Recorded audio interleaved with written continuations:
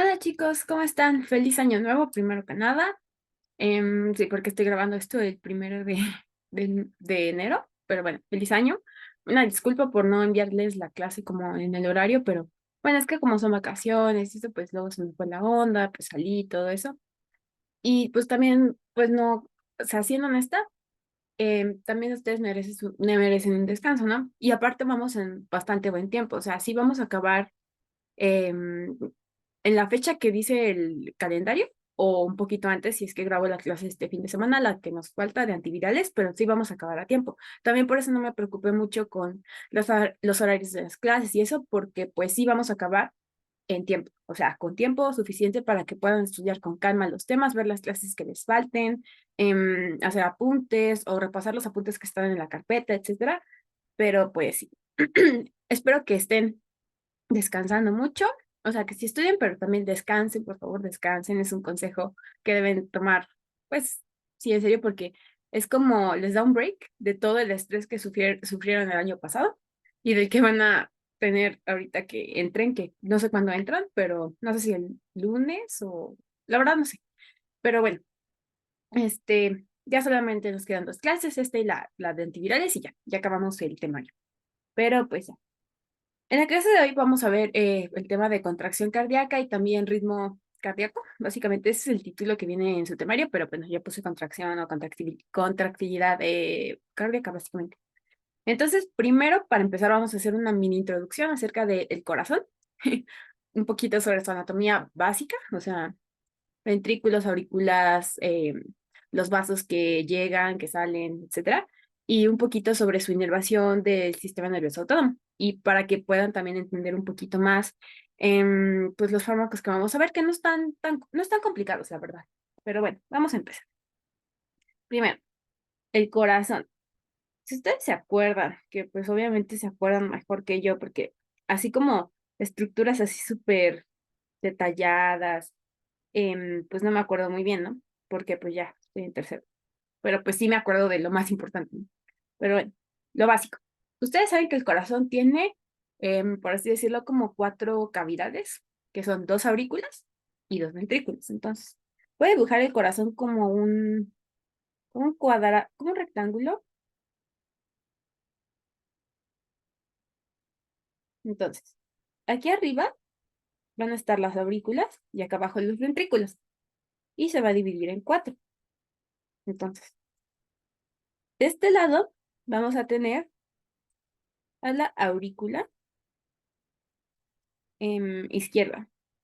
Porque recuerden que lo estamos viendo como al revés, como si fuera la persona de enfrente, o sea, el sujeto anatómico. Y de este lado va a estar la aurícula derecha. Entonces, las aurículas están arriba. Y los ventrículos, igual va a ser lo mismo, abajo, el ventrículo izquierdo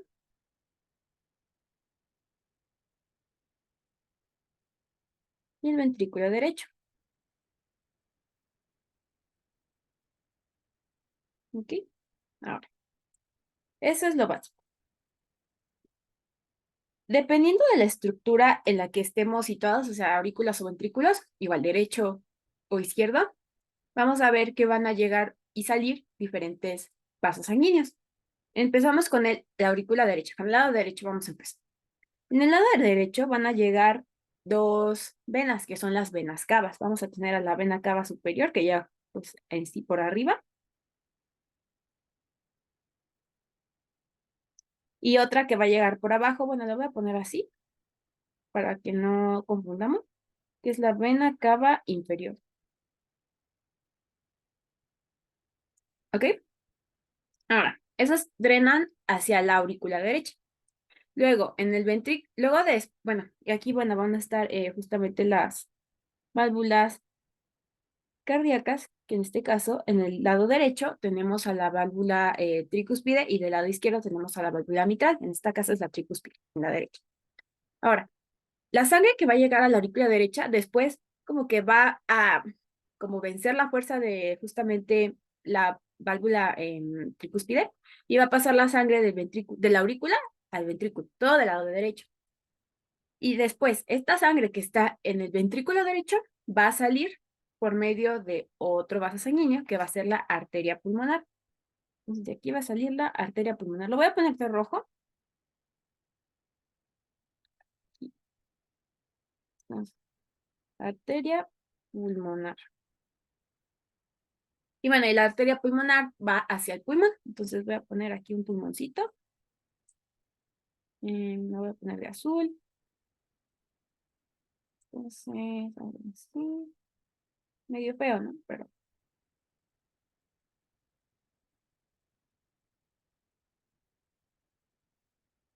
más o menos. Entonces, la arteria pulmonar va a llegar al pulmón.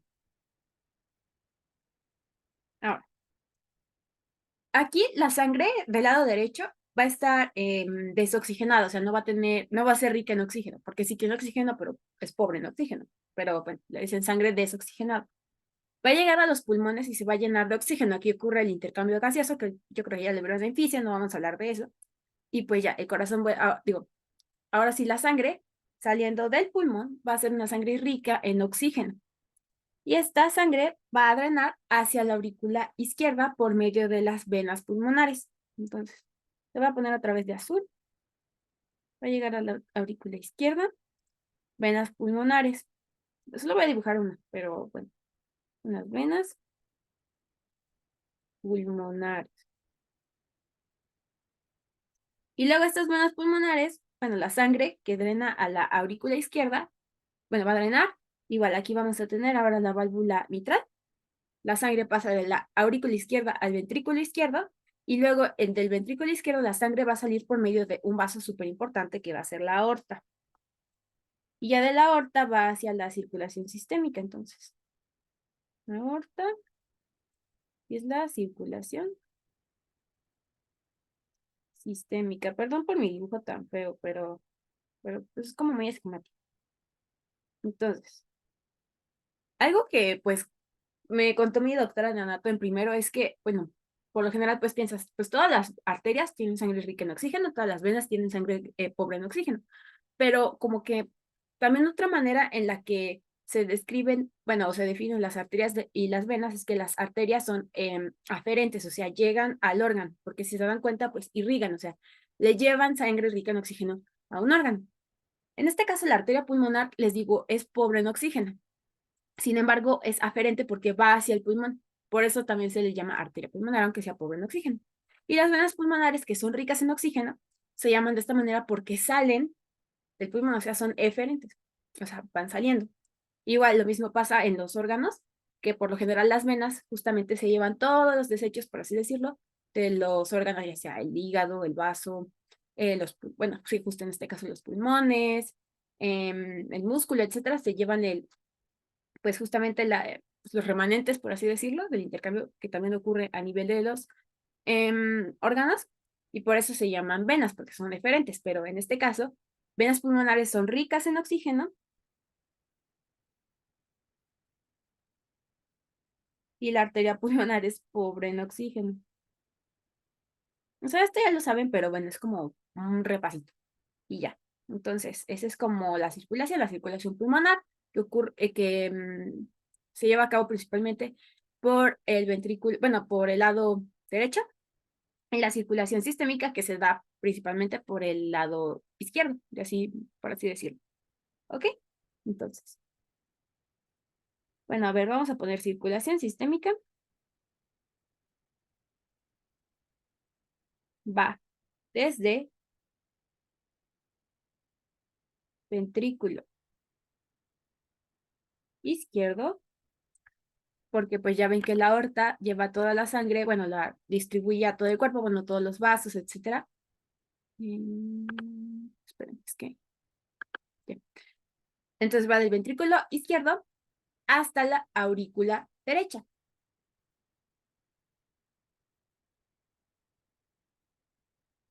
Porque las venas cava justamente drenan toda, bueno, se llevan toda la sangre que, bueno, como que, pues ya desoxigenada, pero de todo el cuerpo. Entonces esa es la circulación sistémica del ventrículo izquierdo a la aurícula derecha. En cambio, la circulación pulmonar, creo que también la mencionan como circulación menor, algo así, va del ventrículo derecho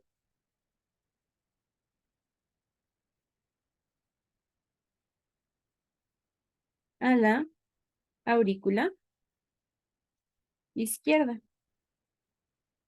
Porque si ven, el ventrículo derecho tiene el arteria pulmonar que llega al pulmón y luego las venas pulmonares salen del pulmón y llegan a la aurícula izquierda. Entonces, pues es la circulación pulmonar. Y pues ya, esas son como las dos circulaciones que, pues, en las que participa el corazón. Y pues ya, ese es como un repaso básico, como de la anatomía, un poquitito de la circulación, porque pues sí es un tema muy extenso que pues en fisio sí es bastante largo. Muy interesante, a mí me gustó mucho el segundo bloque con respiratorio, pulmón, pues sí, respiratorio, cardiovascular y renal, o sea, ese es como lo que más padre, en mi opinión, pero bueno. Ahora, vamos a hablar un poquito sobre la inervación del corazón.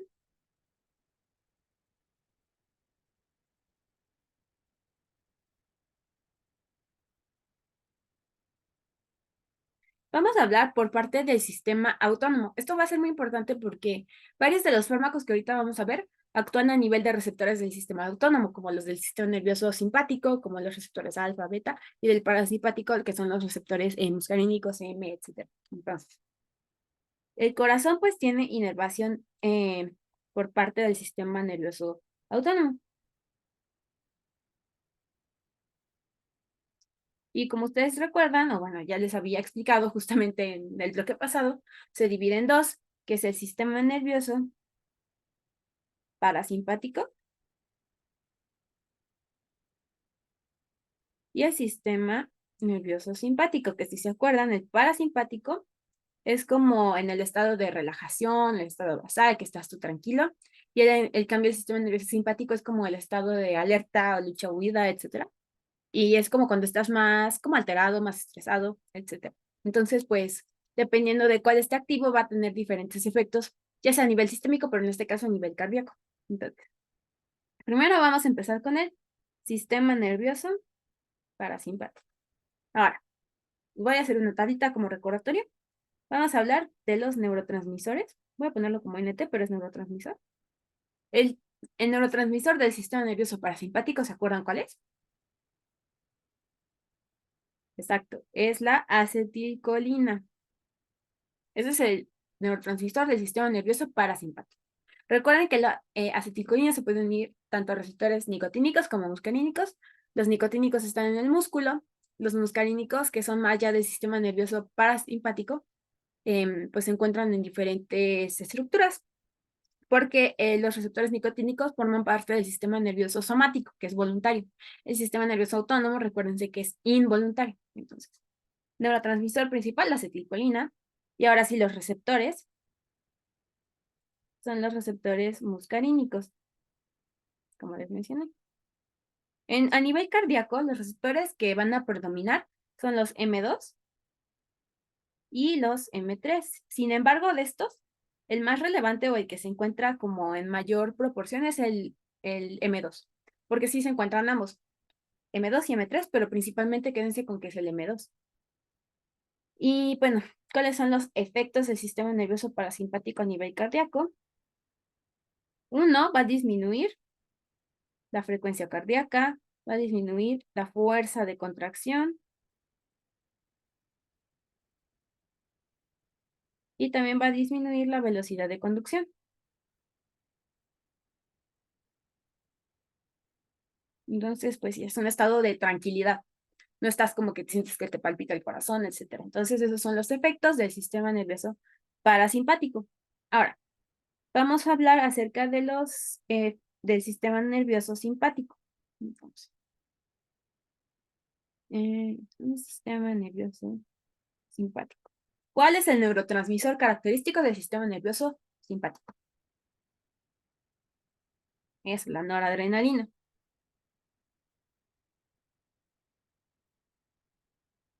¿Ok? Noradrenalina. Por eso estás como todo exaltado, por así decirlo, todo ansioso, activo, por así decirlo, cuando está activado el sistema nervioso simpático. Y bueno, como mnemotecnia, el sistema nervioso parasimpático para al simpático. Por eso está como tranquilo. O sea, lo detiene, por así decirlo. Le dice, oye, cálmate. Y se pone como en estado de relajación, por así decirlo. Bueno, ¿qué receptores son características del sistema nervioso simpático, pues son los receptores adrenérgicos, que en este caso, bueno, voy a poner adrenérgicos. Y en el caso del corazón, está el receptor beta 1 y el receptor beta 2. Y de estos dos, el más característico es el receptor beta 1. Les digo, ambos receptores están en el corazón, pero el que predomina más, o sea, en mayor proporción es el beta 1 y el M2, pero también hay M3 y beta 2 en este caso. Y bueno, tanto los receptores M2, bueno, muscarénicos como adrenérgicos están acoplados a proteínas G. Son receptores acoplados a proteínas G. En este caso, los receptores beta, los dos, o sea, beta 1, beta 2 y beta 3, aunque el beta 3 aquí no es relevante, están acoplados a una proteína GS. Y el M2 y el M3, el M2 está acoplado a una proteína GI y el M3 a una proteína GQ. Pero el más relevante es el M2. Y si se dan cuenta, las GI son como, tienen funciones inhibitorias. Por eso es que disminuye la frecuencia cardíaca, la fuerza de contracción, velocidad de conducción. Por eso es como GI. En cambio, bueno, la beta 1 es GS, no es inhibidor y bueno, los efectos que genera estos receptores o bueno, la activación de estos receptores van a ser los contrarios al sistema nervioso parasimpático. Van a estimular aumento de la frecuencia cardíaca, aumento de la fuerza de contracción y también van a aumentar la velocidad de conducción. Entonces, pues, si ven, el sistema nervioso simpático tiene funciones opuestas al sistema nervioso parasimpático. Y pues ya, eso es como lo más relevante. Y pues por eso los receptores son muy importantes para los fármacos que vamos a ver. Ahora sí, ya vamos a empezar como tal a ver la parte farmacológica. Esta fue como una introducción breve, pero pues para que les sirva. Entonces, el primer fármaco que vamos a ver se llama dobutamina. Dobutamina. Ahora, vamos a ver acerca de su mecanismo de acción. Lo que es la dobutamina es un agonista muy importante, selectivo. Lo con el selectivo es que prefiere unirse a un receptor con respecto a otros. Del receptor beta 1 adrenérgico, que es lo que les digo que es como el que predomina a nivel cardíaco del sistema nervioso simpático. Entonces, si es un agonista, o sea, le está estimulando este receptor, ¿qué efectos va a tener? Entonces, bueno, vamos a ver acerca de sus efectos, por lo tanto van a ser aumento de la frecuencia cardíaca, aumento de la velocidad de conducción, también va a generar un aumento de la fuerza de contracción, que el aumento de la fuerza de contracción, se me olvidó mencionarles, se llama inotropismo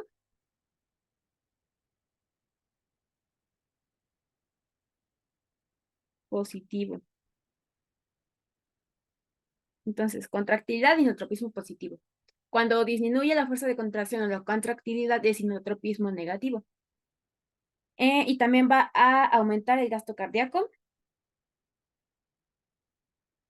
que el gasto cardíaco básicamente es el volumen de sangre que pues bombea el corazón en un minuto. Y la fórmula, nada más para que lo sepan, es que el gasto cardíaco es igual a la frecuencia cardíaca por el volumen sistólico. Y el volumen sistólico justamente es el volumen de sangre que pues eyecta en un latido la sangre, básicamente. Y más o menos es de 70 mililitros. El volumen sistólico se multiplica por la frecuencia cardíaca, que pues en promedio es como de 70. Entonces 70 por 70 son como 4.900 el gasto cardíaco, básicamente. Pero bueno, eso no se lo tienen, eso bueno, se lo tienen que saber para fisio, pero para forma tal vez no, pero se las menciono. Esta es la fórmula del gasto cardíaco. Y ya, pero esos son los efectos. Aumento de la frecuencia cardíaca, velocidad de conducción, fuerza de contracción y gasto cardíaco, justamente porque estás aumentando la frecuencia cardíaca. Y pues es como la dobutamina, para aprendérselas, como tiene una B, pues pienso en un receptor beta. Es agonista del receptor beta 1, básicamente. Y bueno, algo importante es que la dobutamina es una mezcla racémica. Que bueno, esto ya lo habíamos visto, que es como que tiene dos enantiómeros y los enantiómeros son como si fuera, bueno, la estructura química un espejo, como las manos, que si ven las manos, pues son como iguales, pero a la hora de contraponerlas, pues no concuerdan, es como si fuera un reflejo, porque aquí tengo el meñique, aquí tengo el pulgar y pues no es lo mismo. Eso es una mezcla racémica. Y esta mezcla racémica va a tener dos enantiómeros, que en este caso sería un enantiómero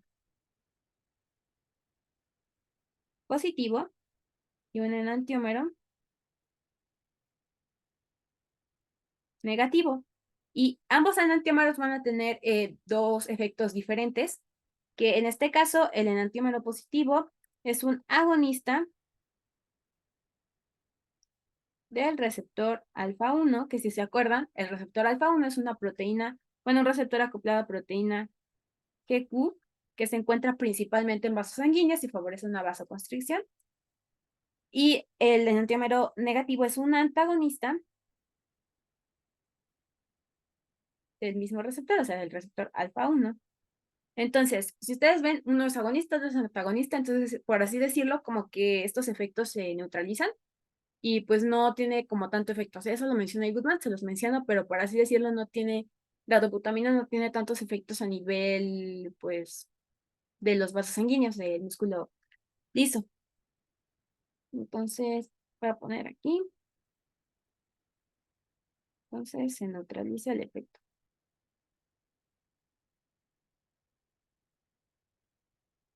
Y ya, entonces les digo, no tiene tanta relevancia a nivel de vasos sanguíneos, del tono vascular.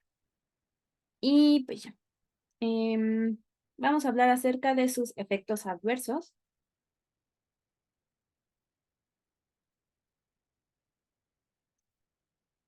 Relacionados con su mecanismo de acción, uno va a ser taquicardia, porque pues como ven, aumenta la frecuencia cardíaca, entonces, taquicardia. Otro es que puede empeorar, el infarto agudo del miocardio. En el Goodman se menciona que, que este fármaco está indicado para infarto agudo al miocardio. Bueno, del miocardio, no es del miocardio, es del miocardio. Sin embargo, pues como que se contradice, y sí, en el Goodman lo dice, y también dice que pues lo puede agravar, justamente porque en los infartos como que no le llega suficiente pues sangre al corazón, bueno, oxígeno, por así decirlo, y se muere una parte del corazón, por así decirlo. Entonces, si yo estoy aumentando la actividad del corazón, pues le estoy demandando más. Y si estoy demandando más y no tengo suficiente oxígeno, pues va a empeorar justamente el infarto. Entonces, por eso como que no se recomienda tanto para este tipo de pues condiciones, pero pues también menciona que se puede dar para infarto agudo del miocardio. Entonces, como que ahí no le hagan mucho caso, pero sí esto de que sí lo puede empeorar, justamente porque aumenta la demanda de la actividad cardíaca. Y bueno, otro efecto adverso es que puede aumentar la presión arterial, pero les digo, no tiene tantos efectos a nivel de la presión arterial, pero sí puede llegar a aumentar. Entonces, pues hay que tener cuidado en pacientes que tengan hipertensión.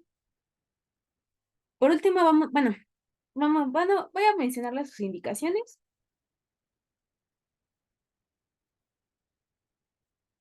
Uno es la insuficiencia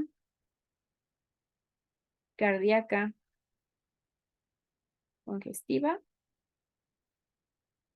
Les digo, infarto agudo del miocardio, pero les digo eso de que también lo puede empeorar, entonces pues ahí está como, depende. Y también puede utilizarse en descompensación posterior a una cirugía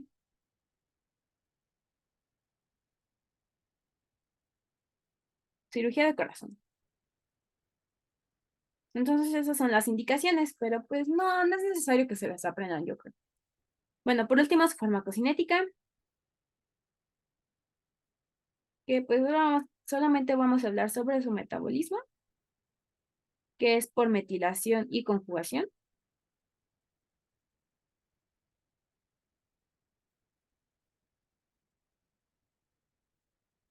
y su eliminación es renal, con una vida media de 2 minutos.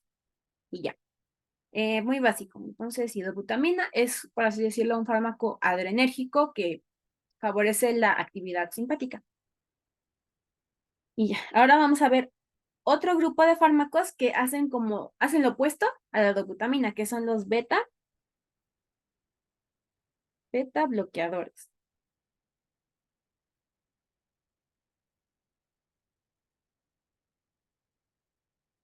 Ya hemos revisado un beta bloqueador, que es el propranolol, que lo vimos bueno, en el bloque pasado, bueno, lo vieron.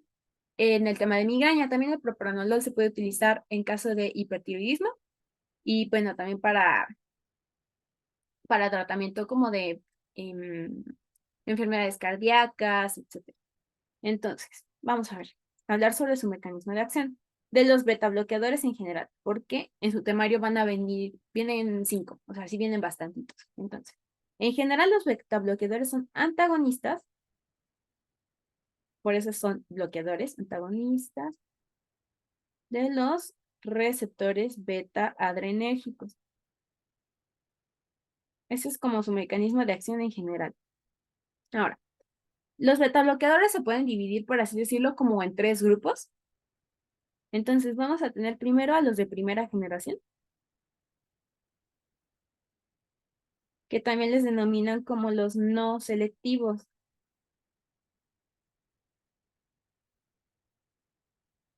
Y en este caso vamos a tener al que ya hemos visto, que es el propranolol. No son selectivos porque pueden antagonizar pues a cualquier receptor beta, el beta 1, beta 2 y beta 3. O sea, no tienen no son selectivos, o sea, no prefieren unirse al beta 2 que al beta 1 o al beta 1 en vez del beta 2, no, o sea, inhiben a los tres receptores beta 1, beta 2 y beta 3. Entonces, esos son los de primera generación. Luego está el de segunda generación, que pues iban a ser los selectivos. Y estos van a ser selectivos de cuál receptor, del receptor beta 1, que es el que les menciono, que está como que predomina a nivel cardíaco. Entonces, en este caso, los receptores, los antagonistas, los beta bloqueadores selectivos, van a ser el metoprolol, esmolol, casi todos acaban en lol. Esmolol, y eh, bisoprolol. ¿Ok?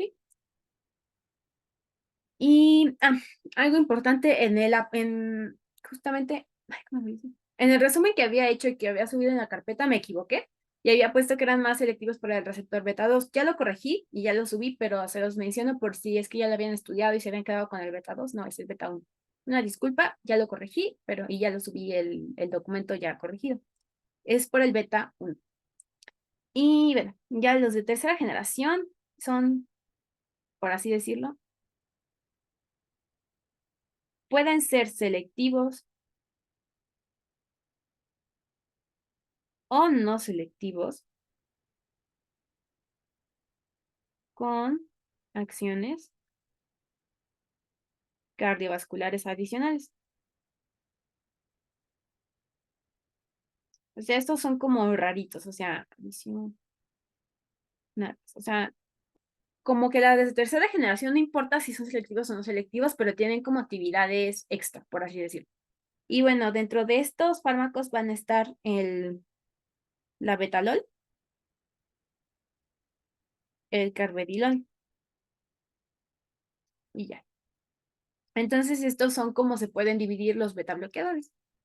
Bueno, ahora vamos a ver sus efectos.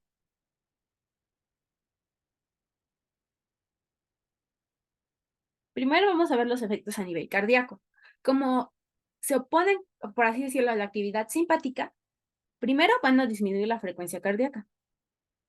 Otro, van a disminuir la fuerza de contracción.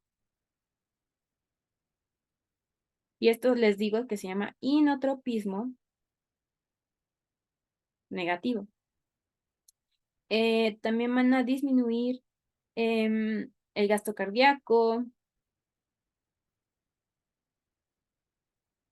van a disminuir la velocidad de conducción y Ahora, también, bueno, estos son como a nivel cardíaco, entonces estos los pueden tener tanto los beta bloqueadores selectivos como los no selectivos. Ahora, si se acuerdan, el receptor beta 2 no se encuentra únicamente en corazón, les digo. O sea, es que los receptores beta, por así decirlo, a los receptores adrenérgicos, no son como específicos de una parte del cuerpo. Pueden localizarse en diferentes partes del cuerpo. Por ejemplo, el receptor beta 2 predomina en el músculo liso bronquial, pero les digo, también puede encontrarse a nivel cardíaco. Entonces, si yo tengo un beta bloqueador no selectivo, que me inhibe también el receptor beta 2, a nivel pulmonar, ¿qué me va a favorecer? Si se acuerdan, ¿qué hace el receptor? Bueno, el sistema nervioso simpático a nivel de los bronquios. Favorece una broncodilatación. Entonces, si yo inhibo la actividad simpática a nivel pulmonar, o bueno, a nivel bronquial, ¿qué voy a generar? Lo contrario, ¿no? Broncoconstricción. Entonces, esto va a generar broncoconstricción. Pero, ojo, estos son en los beta bloqueadores no selectivos, como en este caso el propranolol. Otro efecto es que puede al inicio, a nivel del tono vascular, porque a nivel del tono vascular, es que puede generar un aumento del tono vascular, que es una vasoconstricción, pero es inicial. Es un efecto que dura muy poquito, porque a nivel, esperen, bueno, a ver, les digo, puede aumentar el tono vascular, o sea, generar una vasoconstricción por antagonismo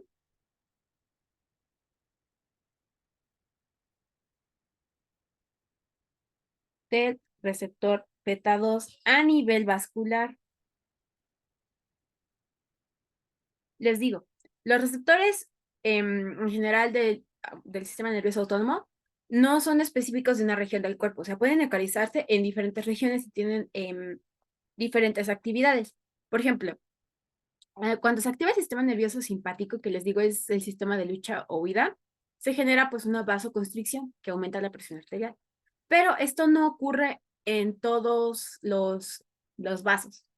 Por ejemplo, a nivel como a nivel de órganos más importantes como el corazón, el cerebro, el músculo, cuando se activa este sistema nervioso de lucha o huida, se genera una vasodilatación y en otras regiones se genera una vasoconstricción.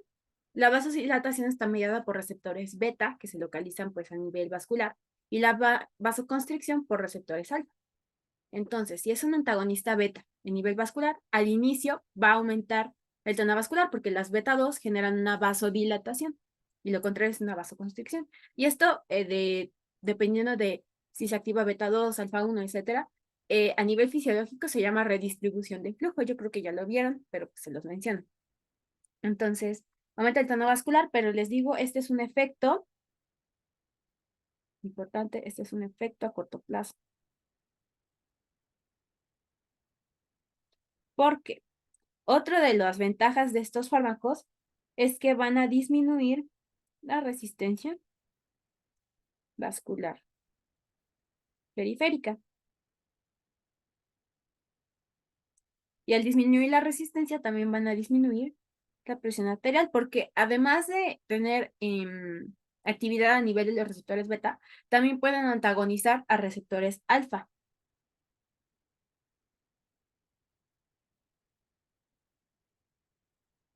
En este caso del alfa 1. Entonces, pues también, pues es bueno para pacientes con hipertensión. Hay fármacos que, pues, dicen, ay, ¿por qué les dan un beta bloqueador? Piensan que es porque tiene algo cardíaco, pero también se puede utilizar para el tratamiento de la hipertensión, algunos beta bloqueadores. Entonces, pues disminuyen la presión arterial. También, pues, disminuyen la secreción de renina y generan, pues, esta disminución en la resistencia vascular, una disminución en la presión arterial. Y este es un efecto a largo plazo.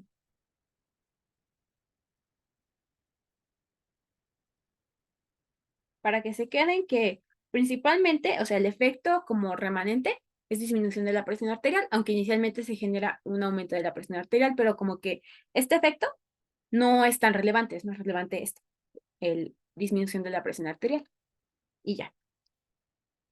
Y bueno, estos son los efectos como que generan los beta bloqueadores. Algo importante que tienen que saber es que cuando está uno consumiendo un beta bloqueador, si se generan situaciones de estrés, ejercicio, pues alguna situación que active el sistema nervioso simpático, en vez de, por así decirlo, como que desplazar desplazar al fármaco y aumentar justamente la actividad simpática, pasa lo contrario. Si se activa el sistema nervioso simpático y estás tomando un metabloqueador, todavía se deprime más la actividad simpática. Entonces, al activar al sistema nervioso simpático por, ya sea al hacer ejercicio, en situaciones de estrés, etcétera, se genera una depresión cardíaca más intensa. Recuerden, esto si consumes un beta bloqueador, si no, pues no se genera esto. Y es curioso porque pues uno pensaría, pues desplaza el fármaco, por así decirlo, hay más liberación de noradrenalina y pues ya hay actividad simpática, pero no. Aquí se genera el efecto contrario, como que empeora justamente este disminución del tono simpático. Entonces, sí, esto es algo importante, por si se los preguntan. Ahora, efectos adversos de este fármaco, bueno, de los beta bloqueadores. Uno es que puede generar bradiarritmias porque pues disminuyes, o sea, genera arritmias y también con una frecuencia cardíaca baja porque justamente disminuye la frecuencia cardíaca. También puede generar broncoespasmo, pero les digo, esto es más como común en beta bloqueadores no selectivos porque justamente tienen actividad en los receptores beta 2 a nivel de bronquios, entonces broncoespasmo. Y por esto hay que tener precaución en pacientes con asma. Em, Justamente porque pues se genera una broncoconstricción, entonces por eso broncoespasmo es uno de los efectos adversos, pero es más común de beta bloqueadores no selectivos, quédense con eso, no selectivos. Otro efecto adverso es que puede generar extremidades frías. Y otro muy importante es que si se deja de consumir de repente, o sea, llevas, no sé, años o bastantes meses tomando metabloqueador y de repente lo suprimes de golpe, o sea, dices, ya me lo voy a dejar de tomar, puedes generar muerte súbita, o sea, es muy peligroso. Entonces, importante, muerte si se suspende de manera súbita el fármaco. Esto porque cuando antagonizas mucho tiempo al receptor y después ya como que dejas de pues consumir el fármaco y ya no hay nadie que te lo antagoniza, como que está más sensible pues ahora al agonista, que sería la noradrenalina. Entonces, pues ya no hay beta bloqueador, se une la noradrenalina con el receptor y como que de cierta manera como que lo activa de una manera muy potente, o sea, se sensibiliza a este tipo, bueno, al agonista y pues genera una actividad simpática muy fuerte, por así decirlo, y pues puede generar muerte súbita. Entonces, pues ese es como un riesgo de suspender el fármaco así de golpe. Y también otro efecto es que puede generar fatiga y trastornos del sueño. Y ya. Les digo, los más relevantes yo creo que son las bradiarritmias, el broncoespasmo, en no selectivos y la muerte súbita. Y también esto de que pues al activar el sistema nervioso simpático puedes generar una depresión aún mayor de cardíaca. Ujú. Ahora, indicaciones.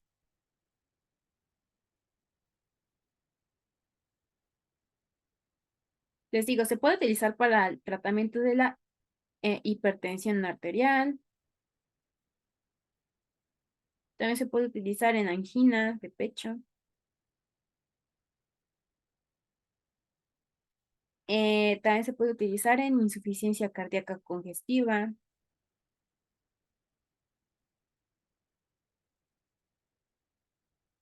También en cardiopatía isquémica.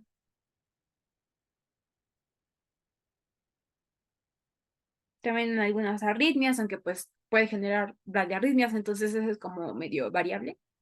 Y pues ya, les digo esto, las indicaciones no creo que se las pregunten, pero pues aquí las tienen. Tal vez la hipertensión sí, pero ajá. Ahora, farmacocinética.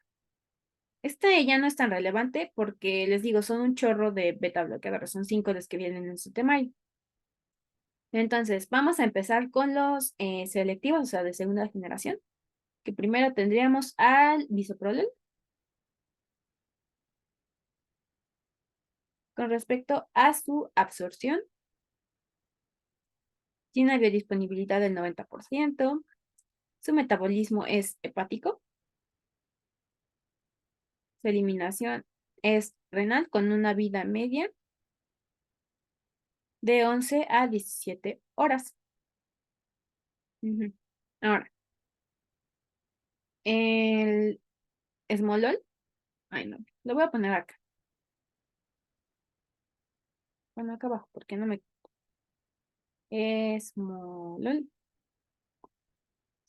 Con respecto a su metabolismo, es por hidrólisis, por estereasas eritrocitarias. Y bueno, su eliminación es renal y tiene una vida media de 8 minutos. Y este, pues, es de acción rápida, por eso tiene su vida media tan cortita. Y por último, de los de segunda generación, tenemos al metoprolol. Con respecto a su absorción, tiene una biodisponibilidad del 40%. Es muy bajita porque sufre metabolismo del primer paso. Y con respecto a su eliminación, su vida media es variable, que puede ser de 3 horas hasta las 8 horas más o menos.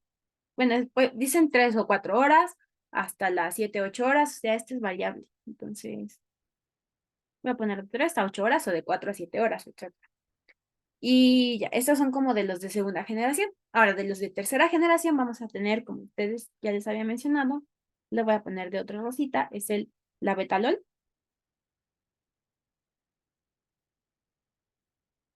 Y este tiene una absorción, bueno, de su biodisponibilidad es del 20 al 40%, igual es muy bajita por el metabolismo del primer paso. Su metabolismo es hepático y de su eliminación tiene una vida media de 8 horas. Y el otro que falta es el carvedilol.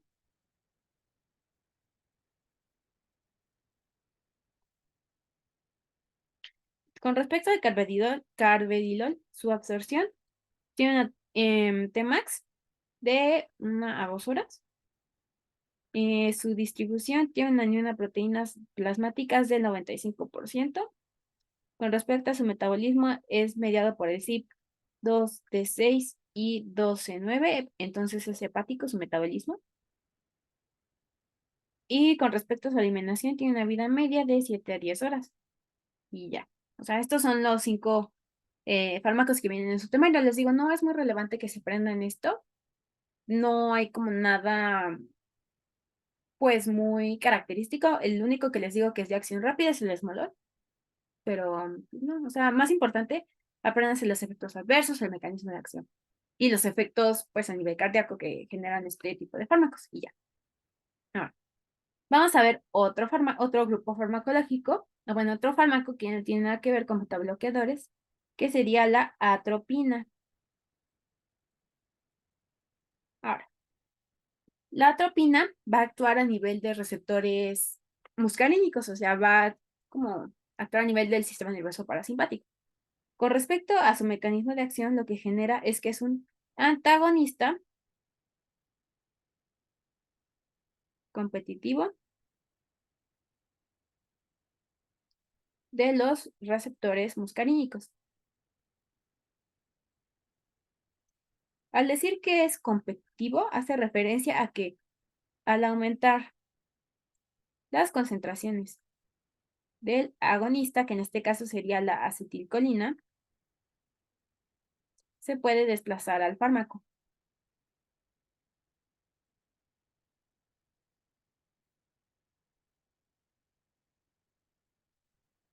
¿Ok? Entonces, pues sí, eso es como la característica de la atropina.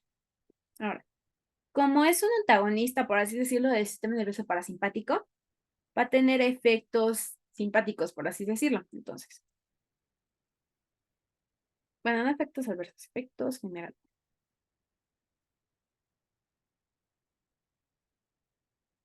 A nivel cardíaco, pues va a aumentar la frecuencia cardíaca porque el sistema nervioso parasimpático, les digo, disminuye la frecuencia cardíaca y si genera un antagonismo de esto, voy a aumentar la frecuencia cardíaca. También aumenta la velocidad de conducción,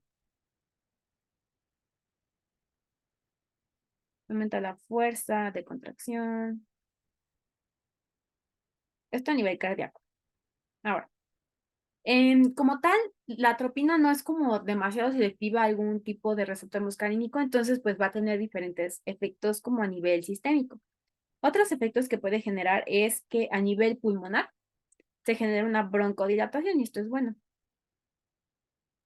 porque recuerden, el sistema simpático genera broncodilatación, el parasimpático genera broncoconstricción y si yo antagonizo el parasimpático, en vez de tener broncoconstricción voy a tener broncodilatación.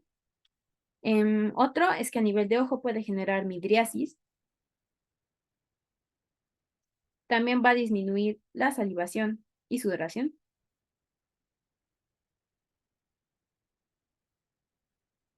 También puede generar retención urinaria.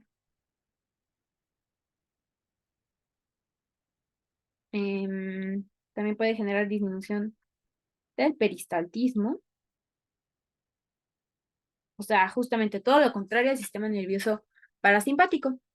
Em, y pues creo que ya. Estos son como los efectos generales. Y justamente con respecto a los efectos generales, van a partir los efectos adversos, porque están muy relacionados. Entonces, efectos adversos. Puede generar síndrome anticolinérgico, que ya lo hemos visto con otros fármacos, como los antidepresivos tricíclicos. Bueno, ese es el único que se me ocurre ahorita. Creo que la butiliosina también puede generar síndrome anticolinérgico. La atropina también. Y si se acuerdan de las características de este síndrome, es que puede generar gerostomía, que justamente es la sequedad de la boca. Puede generar estreñimiento, justamente por este justamente porque pues, disminuye el peristaltismo. em, También puede generar visión borrosa, taquicardia. Pues les digo, retención urinaria. Y bueno, retención. Y pues estos son como los efectos adversos que les digo, están muy relacionados con el mecanismo de acción. Y pues justamente igual, contraindicaciones que se relacionan se relacionan mucho justamente con los efectos adversos, es que no se debe dar en pacientes que tengan alguna obstrucción intestinal, no se debe dar justamente porque pues como que lo aumentas, tampoco se debe dar en alguna obstrucción de vías urinarias, igual se relaciona con la retención urinaria. También no se debe usar en crecimiento prostático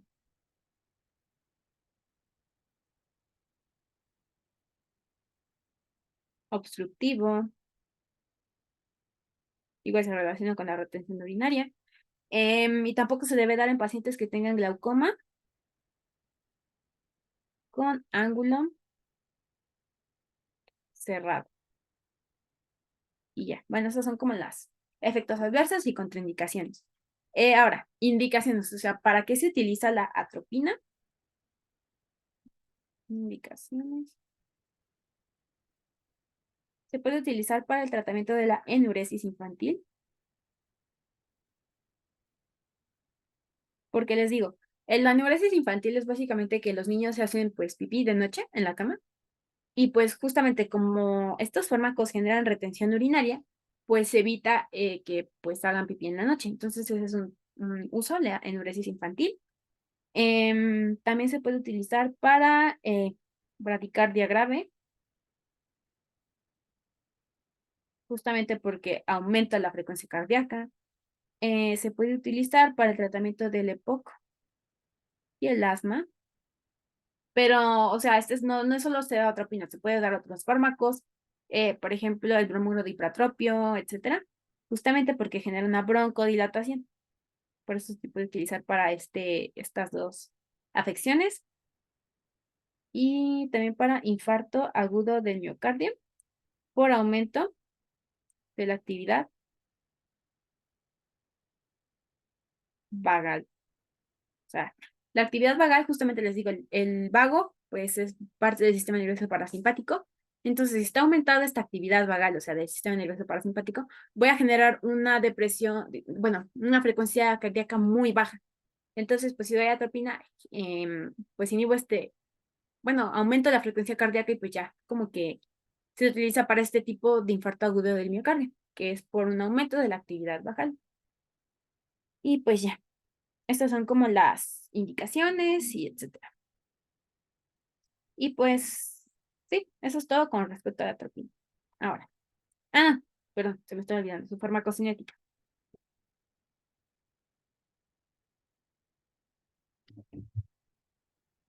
Con respecto a su absorción, es rápida en el tracto gastrointestinal. Con respecto a su metabolismo es hepático y su eliminación tiene una vida media de 4 horas. Y ya, ahora sí. Vamos a revisar otros fármacos, que creo que son 4 más o menos los que nos quedan. Entonces, vamos a empezar. Digoxina.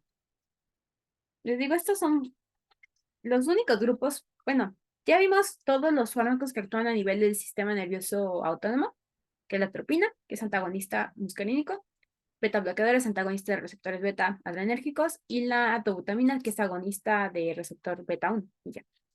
Ahora, la digoxina no tiene efectos a nivel del sistema nervioso autónomo. Su mecanismo de acción va a constar de la siguiente manera. A ver, esperen. Bueno, estábamos con la digoxina. Ahora, su mecanismo de acción es un inhibidor de la ATPasa, sodio, potasio a nivel cardíaco. Y ahora, para entender más como los efectos que genera la digoxina, pues vamos a ver, voy a hacerles un pequeñito esquema. Entonces, aquí tenemos un túbulo T. Este es el túbulo T. Mm,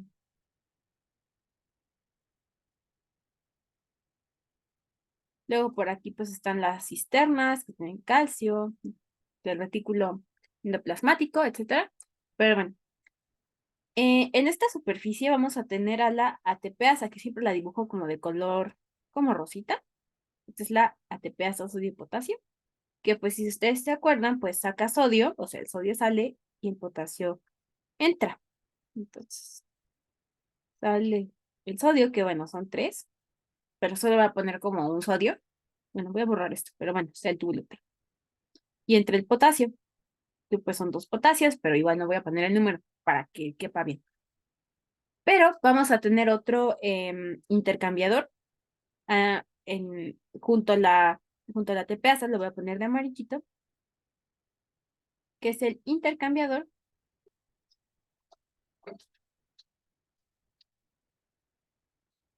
de sodio y calcio. Porque cuando ocurre la contracción, ustedes ya saben que el calcio es muy necesario para que haya contracción a nivel cardíaco. El calcio más importante es el que está a nivel del líquido extracelular. Pero para que haya una relajación, se tiene que liberar el calcio, o sea, se tiene que sacar, por así decirlo. O también puede ingresar al retículo endoplasmático justamente para que disminuyan las concentraciones de calcio en el citoplasma. Ahora, este intercambiador sodio y calcio, justamente lo que va a hacer es que va a sacar el calcio para que haya relajación. Entonces saca el calcio y requiere el ingreso de sodio. Entonces el sodio vuelve a entrar y luego el sodio vuelve a salir por medio de la ATPasa. Es como un ciclo. Entonces, al inhibir a esta ATPasa sodio-potasio, entonces se inhibe, pues ya no va a haber salida de sodio y no va a haber ingreso de potasio. Y si no hay salida de sodio, este sodio que está por acá, bueno, ya no va a estar y no va a poder ingresar porque pues ya está dentro. Entonces va de como que de manera indirecta va a inhibir la actividad del intercambiador. Entonces, si no puedo meter sodio y sacar calcio, el calcio intracelular va a aumentar. Entonces, es un inhibidor de la ATPasa y al inhibirla, este inhibe la actividad del intercambiador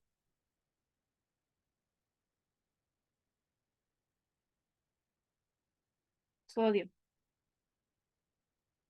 calcio al aumentar las concentraciones intracelulares de sodio y por lo tanto, al inhibir la actividad del intercambiador, aumentan las concentraciones de calcio en el citoplasma. Y si hay mucho calcio en el citoplasma, pues voy a aumentar la actividad contráctil. Entonces, por lo tanto, aumenta la contractilidad. Es como una serie de eventos, básicamente. Entonces, el efecto final es que se aumenta la contractilidad, justamente porque pues aumentan las concentraciones de calcio en el citoplasma, por así decirlo, de manera indirecta. Entonces, pues esa es la actividad de la digoxina. Entonces, el aumento en la contractilidad ya hemos visto que se llama inotropismo positivo. Lo menciono así porque no sé que en el DEPA les pongan de que fármaco que genera inotropismo negativo, inotropismo positivo, es para que sepan bien qué es y no se queden así como de qué es eso, ¿no? Y pues ya. Ahora, efectos. Efectos en general que genera es que uno, o sea, genera un aumento en la contractilidad, pero también puede disminuir el tono simpático. O sea, esto es curioso del efecto de la digoxina, pero pues puede generar una disminución del tono simpático y por lo tanto disminuye la frecuencia cardíaca y la resistencia vascular periférica. Porque no es lo mismo justamente la frecuencia cardíaca que la contractilidad vascular. Son dos cosas completamente diferentes. O sea, aumenta la contractilidad, pero disminuye la frecuencia cardíaca. Otro efecto es que disminuye la producción de renina.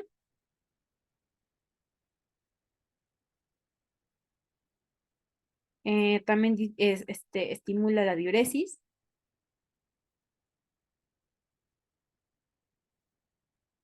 y también va a disminuir la precarga y poscarga. O sea, al aumentar la diuresis, pues por así decirlo, disminuyes la volemia, o sea, como el nivel de líquido que hay a nivel pues, de la circulación, y esto disminuye la presión arterial. Ahora, la precarga es como la tensión que tiene la pared del ventrículo antes de que se vaya a contraer. Y este es muy dependiente del volumen telediastólico. O sea, ¿se acuerdan la diástole? Es como cuando se va llenando el ventrículo y está más relajado, se va llenando, se va llenando. Y la sístole justamente es cuando se va a inyectar la sangre que va a salir y se contraen los ventrículos. Entonces, el volumen telediastólico es el volumen que se tiene al final de la diástole, o sea, como el volumen máximo de que se llena el ventrículo. Entonces, la precarga está muy relacionado con este volumen. Si estimula la diuresis, pues la dolemia, o sea, pues como el nivel de líquido de la sangre va a disminuir y por eso va a disminuir pues la precarga porque va a llegar menos volumen de sangre a los ventrículos. Entonces, por eso disminuye la precarga. Y también va a disminuir la poscarga porque la poscarga hace referencia a la fuerza que el ventrículo debe vencer para poder eyectar la sangre. Y esta fuerza está muy relacionada justamente con el tono vascular. Entonces, si yo disminuyo la resistencia vascular o bueno, todo vascular, no voy a tener tanta resistencia a la eyección. Por eso también disminuye la poscarga, porque no hay tanta resistencia y pues puedo contraer y liberar la sangre de una manera mucho más fácil. Entonces, pues esos son como los efectos de la digoxina. Ahora, efectos adversos. Uno muy importante es que puede generar arritmias. Y si se acuerdan, en el tema de diuréticos les mencionaba que no se debe dar furosemida justamente con digoxina porque aumenta la probabilidad de arritmias, porque pues la furosemida es un diurético de asa y que pues elimina una cantidad impresionante de iones. En ese caso también aumenta la liberación de potasio y el potasio también es muy importante a nivel cardíaco. Entonces, pues si tengo hipocalemia y aparte este fármaco puede generar arritmias, pues lo puede empeorar. Por eso no se da con furosemida. Otro efecto es que puede generar alteraciones de la percepción del color. Recuerden que el tambutol también puede generar alteraciones de la percepción del color. Puedes confundir como el color rojo y el verde, algo así. O sea, nomás como recordatorio. Em, También puede generar, puedes ver, bueno, inhibición de halos luminosos.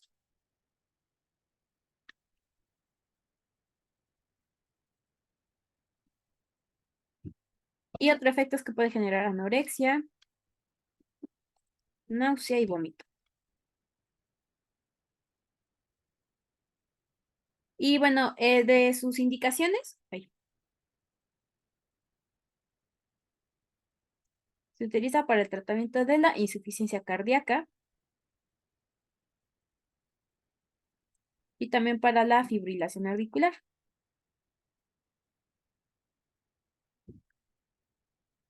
Y ya, eso es todo con respecto a la digoxina. Entonces, pues si ven este fármaco, pues ya no tiene nada que ver con bueno, con el sistema nervioso autónomo. Ahora, su farmacocinética, y siempre ya se me está olvidando eso, farmacocinética.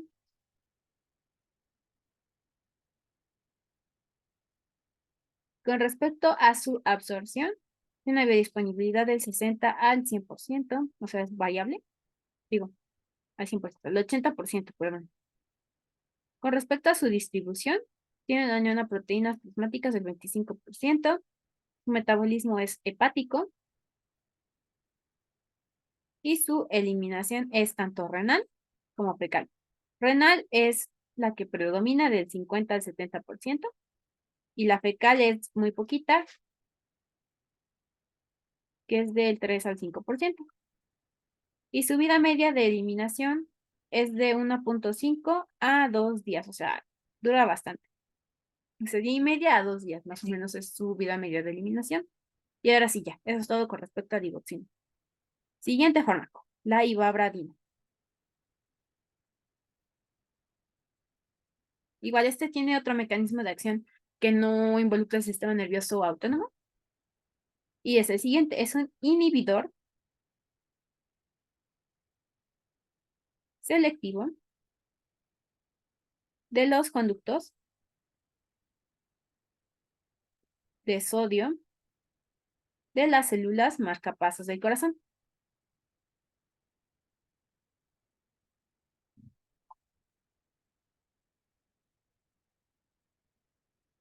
Y bueno, voy a hacerles un esquemita.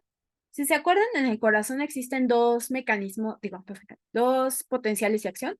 El que es el de meseta, que tienen los cardiomiocitos, que es este, igual así, y se repite.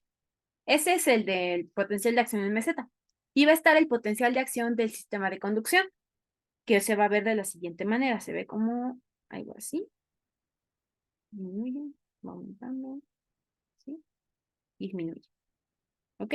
Este potencial de acción, bueno, este es el de meseta. Y este es del sistema de conducción que también se llama el potencial de acción autoexcitable. La ibobradina actúa a este nivel de este potencial de acción. Ahora, vamos a hablar acerca de los diferentes iones que participan en este potencial de acción. Entonces, aquí vamos a tener como el umbral, por así decirlo. Entonces, umbral. Si ven, aquí va aumentando justamente el voltaje. Y en este nivel van a actuar unos canales, bueno, va a haber unos canales que son los canales de sodio.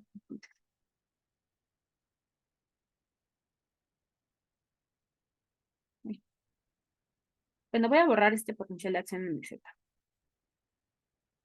Entonces, este de verdecito es un canal de sodio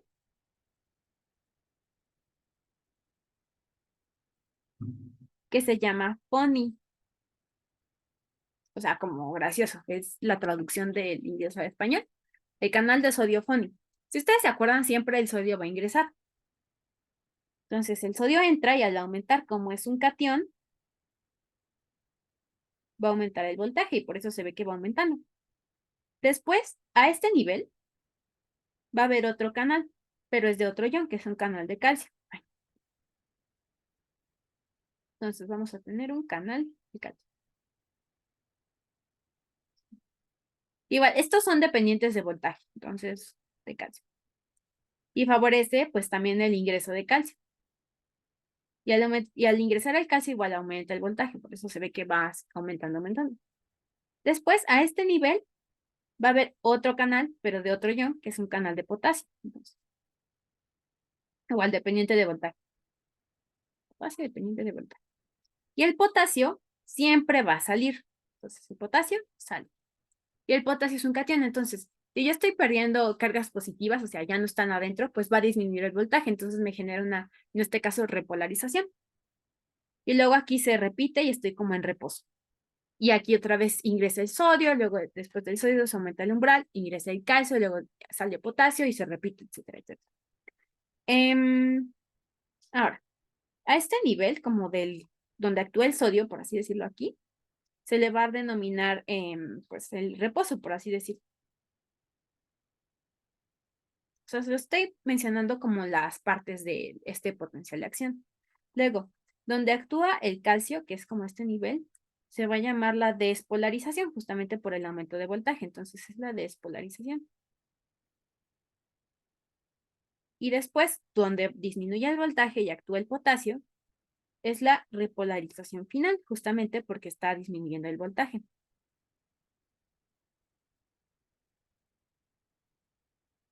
Y ya.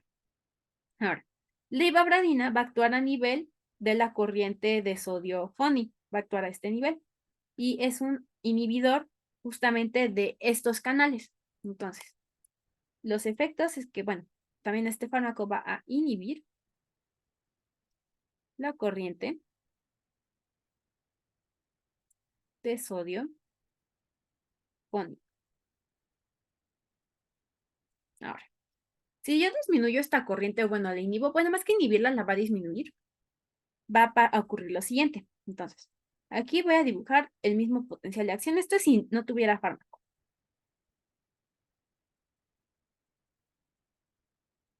Ahora, si yo tomo la ibabradina, voy a poner ahora el mismo potencial de acción, pero de color rosita. Lo que va a pasar va a ser lo siguiente. Bueno, voy a poner el reposo aquí. Ahora, al disminuir la corriente va a entrar, por así decirlo, más lento. Entonces se va a extender, se va a extender, se va a extender la parte del reposo. Y bueno, ya ocurre el potencial de acción. Luego se va a extender, se va a extender, se va a extender, se va a extender, se va a extender. Y ocurre el reposo.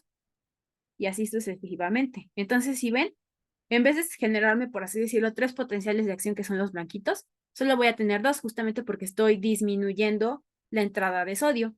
O sea, aún sigue entrando, pero entra más lento, entonces por eso se extiende la parte del reposo.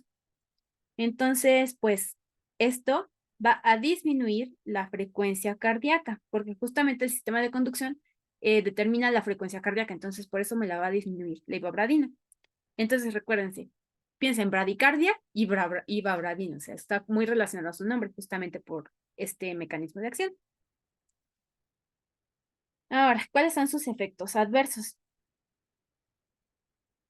Ribobradina, pues puede generar pues, bradicardia, básicamente.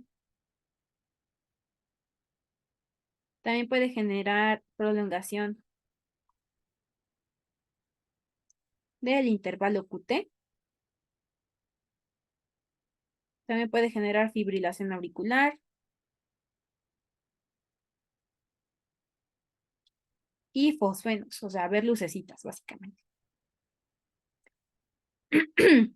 De sus indicaciones se utiliza para la insuficiencia cardíaca, también se puede utilizar para la angina de pecho, justamente como porque disminuye la actividad cardiovascular. Y bueno, de su farmacocinética,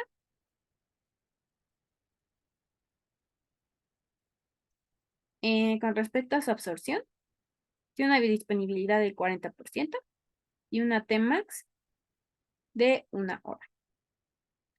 De su distribución tiene una proteínas plasmáticas del 70%. Su metabolismo es hepático por el CYP3A4 e intestinal. Y va a dar un metabolito activo que va a ser el ¿ve? Desmetilado derivativo, que es, les digo, metabolito activo, pero no es muy relevante.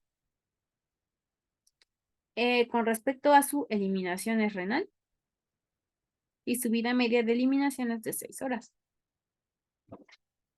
Y pues ya. Chicos, aún me faltan 3 fármacos, pero ahorita me dicen que cuando tengo que salir por hacer algo, pues un pendiente. Se los intentaré subir, pues yo creo que mañana se los subo, o sin falta, o sea, son 3 fármacos, son cortitos, son fáciles de aprenderse, pero pues sí, o sea, lo vamos a acabar a tiempo, o sea, mañana se los subo. Entonces, por hoy sería todo de esta clase. Espero que les haya gustado, que hayan disfrutado, bueno, que hayan podido entender el tema bien. Igual si tienen dudas pueden decirme sin problema. Y pues ya, luego les subo la clase, bueno, la continuación de esta clase y la de antivirales. Y pues ya, eso sería todo por hoy. Disfruten mucho de sus vacaciones y descansen. Adiós.